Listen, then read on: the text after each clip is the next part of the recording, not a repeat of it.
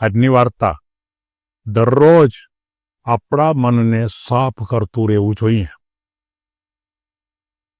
મિત્રો, આપણને ખબર છે કે મનને સાફ કરવા માટેના ઘણા બધા રસ્તા મેં બતાવ્યા છે. સારા વિચારો કરવા, સારું વાંચન કરવું, સારી માણસોનો સત્સંગ કરવો, સારા માણસો સાથે જ બેસવું અને ઉત્તમ પ્રકારના કુદરતી અને પ્રકૃતિ વાતાવરણમાં જવું. આ વાત તો મેં કરી જ છે. પણ આજે મારે જે વાર્તા કહેવી છે, આ વાતને સમજાવવા માટે એ એક યુવાનના અનુસંધાનમાં વાર્તા કહેવી છે. કોઈ એક શહેરની અંદર એક યુવાન નોકરી કરતો હતો, સારી આવક પણ હતી અને પોતાના જીવનની અંદર પણ જેને આપણે સારી રીતે જીવે છે એમ કહીએ તો પણ ચાલે. પણ એનો માનસ છે ફરિયાદી હશું. એ હંમેશા દરેકની ફરિયાદ જ કરે રાખે કે આ માણસ ધ્યાન નથી રાખતા, આ કોઈ સમજે જ નહીં કોઈ વાતમાં. અમે એને ઘણું કહીએ તોય ખબર નથી પડતી, કોઈ માણસ કામ કરતા નથી, કોઈને કામ કરવું નથી, ને આ પ્રકારની સતત વાતો કરતા રહીએ. કોઈ એક વખત એમને ત્યાં એક બહુ સારા ચિંતક, મનોવૈજ્ઞાનિક એને ઘરે આવે છે અને એને ઘરે આવી અને એ સારી રીતે રહેતા હોય છે. એમાં વાતચીતમાં પેલો યુવાન છે એ કહે છે કે આ દુનિયા નકામી છે, બધા જ ખોટા માણસો છે, કોઈને સાચું કરવું નથી. મેં ઘણા પ્રયત્ન કર્યા પણ પ્રયત્નમાં કોઈ માનતું જ નથી અને બધા જ કોઈને કોઈ રીતે આપણને હેરાન જ કરે છે. કોઈ દિવસ આપણને કોઈ સહયોગ આપતા જ નથી. ત્યારે એ કે પછી મારે કરવું શું? હું થાકી ગયો છું, હું કંટાળી ગયો છું. મને પોતાને એમ થાય છે કે આવા જ માણસોની વચ્ચે કાયમ જિંદગી પસાર કરવી છે.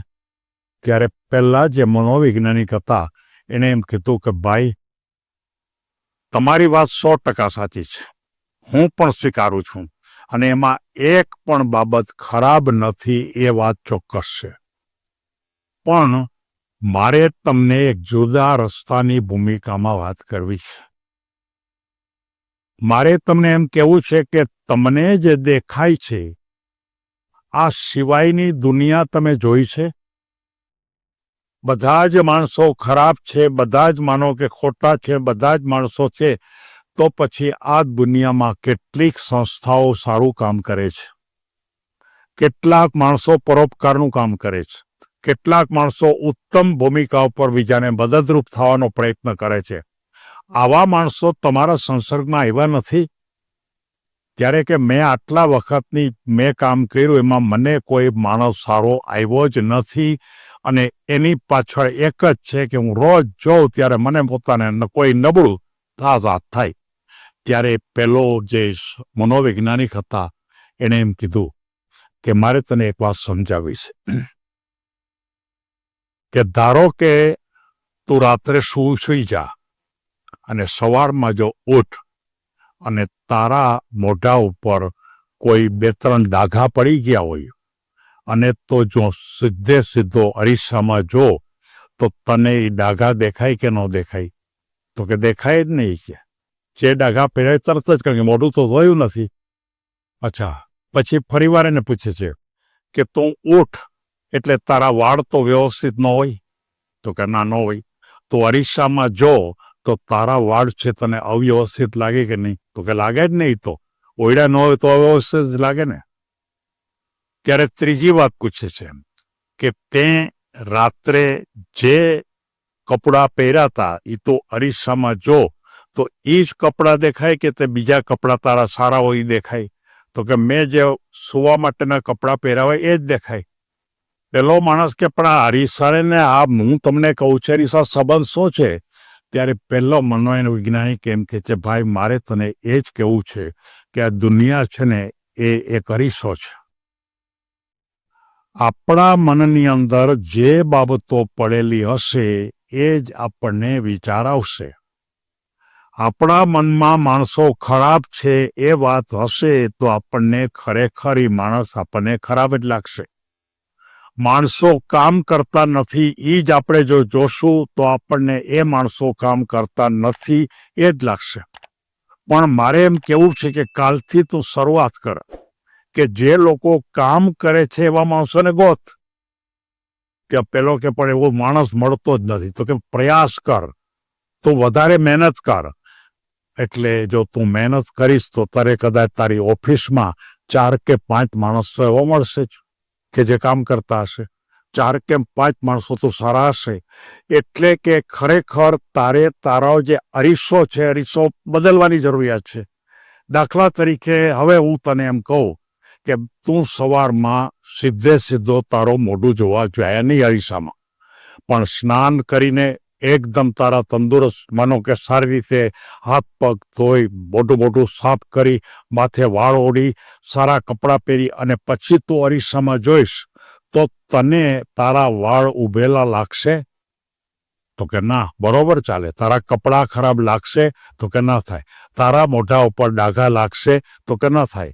તો દોસ્ત, મારે તને માત્ર એટલું જ કહેવું છે કે તું હંમેશા નબળી બાબુ જ માત્ર જોશ. તારી જિંદગીમાં તું આજથી જ ફેરફાર કર કે હું નબળી બાજુ તરફ નહીં જોઉં. છે ઘણા આ દુનિયામાં અનેક માણસો છે, અને એવા માણસોની સામે જોવાને બદલે તારે માત્ર ને માત્ર એક જ કામ કરવાનું કે સારું દેખાય એ જ જોવાનું, નહીતર આપણે બાકીની દ્રષ્ટિ કરવી નહીં. અને માત્ર 3 કે 4 મહિના પછી હું ફરીવાર આવવાનો છું, અને ત્યારે આપણે વાતો ફરીવાર કરશું કે ખરેખર તને કેવો અનુભવ થાય છે. 4 મહિનાનો ગાળો ગયો, એ એના પોતાના જ સંબંધી હતા, પાછા આવે છે, અને પેલો યુવાન એની સાથે બેસીને એક જ વાત કરે છે કે તમે મને જીવન જીવવાનો એક સુંદર મજાનો રસ્તો બતાવ્યો. મેં ત્યારથી જ શરૂ કર્યું કે સારી બાબત જ જોવી.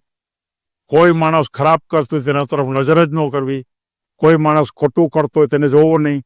ન કામ કરતો હોય તેની સામે જોવાનું નહીં. જે કામ કરતા એની સામે જોવાનું.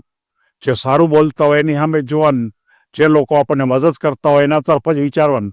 અને એને કારણે મારા વિચારોમાં બહુ મોટો ફેરફાર થઈ ગયો, અને એટલો મોટો ફેરફાર થઈ ગયો કે જે મારે માત્ર મારા મનને મેં શુદ્ધ કરવા માટે દરરોજ પ્રયત્ન શરૂ કર્યા.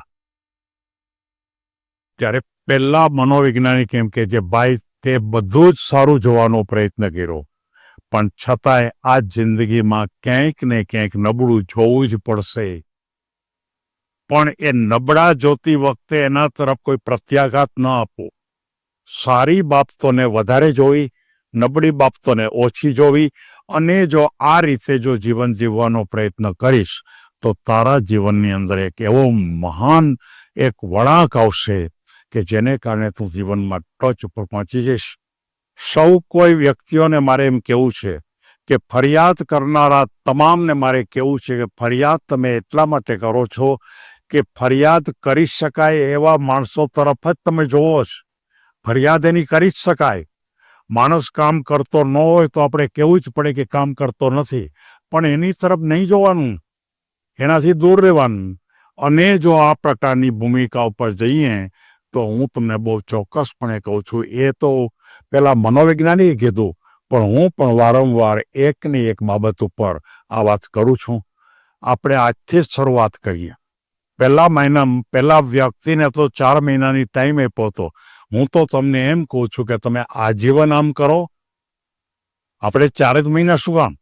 આપણે જીવીએ ત્યાં સુધી આમ જ જો કરવાની ટેવ પાડો, અને એકવાર તમે જો 6 મહિના સુધી કરશો, 4 મહિના સુધી કરશો, એટલે જિંદગીમાં તમે કોઈ દિવસ નબળી બાબત તરફ તમારી દ્રષ્ટિ પણ નહીં જાય. કોઈના પેન્ટ ઉપર ડાઘો હશે તો નહીં જાય, પણ એનો કલર કેટલો સારો છે એના તરફ જ નજર જશે. આ વાત બહુ નાની છે, છતાં જીવનની અંદર શાંત અને સ્વસ્થ રહેવા માટે આનાથી વધારે ઉત્તમ ભૂમિકાઓ પરના સંદર્ભો બહુ ઓછા હોય છે. સૌને ધન્યવાદ.